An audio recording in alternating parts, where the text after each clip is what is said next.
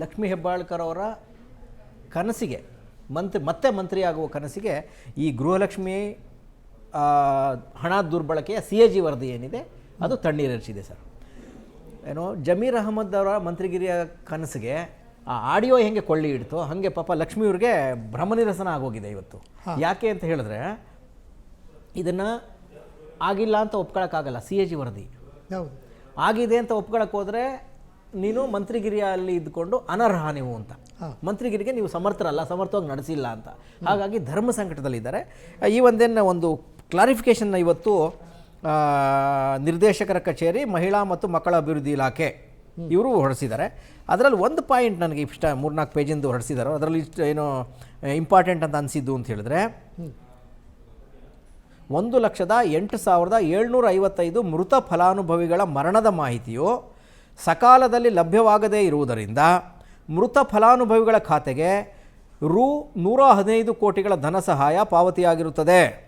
ಸದರಿ ಧನ ಸಹಾಯ ಮೊತ್ತವನ್ನು ಸರ್ಕಾರದ ಲೆಕ್ಕಶೀರ್ಷಿಕೆಗೆ ಮರುಭರಣ ಮಾಡಿಕೊಳ್ಳುವ ಕುರಿತು ಸ್ಟೇಟ್ ಲೆವೆಲ್ ಬ್ಯಾಂಕಿಂಗ್ ಕಮಿಟಿ, ಅಂಚೆ ಕಚೇರಿ, ಸಹಕಾರ ಬ್ಯಾಂಕ್, ಖಾಸಗಿ ಬ್ಯಾಂಕ್ಗಳೊಂದಿಗೆ ಸಭೆಗಳನ್ನು ನಡೆಸಿ ಕ್ರಮ ವಹಿಸಲಾಗಿದೆ.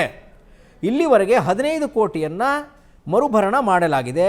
ಉಳಿದ ಮೊತ್ತವನ್ನು ಮರುಭರಣ ಮಾಡುವ ಪ್ರಕ್ರಿಯೆ ಚಾಲ್ತಿಯಲ್ಲಿದೆ ಅಂತ ಒಂದು ಪ್ರೆಸ್ ನೋಟ್ ರಿಲೀಸ್ ಮಾಡಿಸಿದ್ದಾರೆ. ಅಂದರೆ ಸತ್ತೋರ್ ದುಡ್ಡು ಅನಿವಾರ್ಯವಾಗಿ ಹೋಗಿತ್ತು, ಆ ಬ್ಯಾಂಕಲ್ಲಿ ಅಪ್ಡೇಟ್ ಆಗಿರಲಿಲ್ಲ, ನಮ್ಗೆ ಯಾರು ಸತ್ತಿದ್ದಾರೆ ಅಂತ ಅಪ್ಡೇಟ್ ಆಗಿರಲಿಲ್ಲ. ಅಷ್ಟರಲ್ಲಿ 115 ಕೋಟಿ ಹೋಗಿತ್ತು.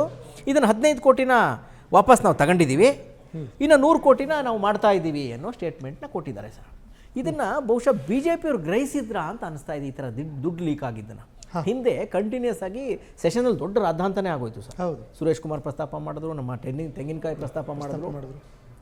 3 ಕಂತಿಂದು 5,000 ಕೋಟಿ ದುಡ್ಡು ಎಲ್ಲಿ ಹೋಯಿತು ಅಂತ ಸರ್ಕಾರ ಹೋದ್ಮೇಲೂ ಕೇಳಿದ್ರು. ಯಾರೋ ನಮ್ಮ ಸುರೇಶ್ ಕುಮಾರ್ ಅವರು, MLA ಸುರೇಶ್ ಕುಮಾರ್ ಅವರು ಕೇಳಿದ್ರು 5,000 ಕೋಟಿ. ಅದಕ್ಕೂ ಈ ಲೀಕ್ಗೂ ಏನೋ ಲಿಂಕ್ ಇರೋ ಥರ ಕಾಣ್ತಾ ಇದೆ. ಸೆಷನ್ನಲ್ಲಿ ದೊಡ್ಡ ಪ್ರಮಾಣದ ಚರ್ಚೆನೇ ಆಗಿತ್ತು ಸರ್.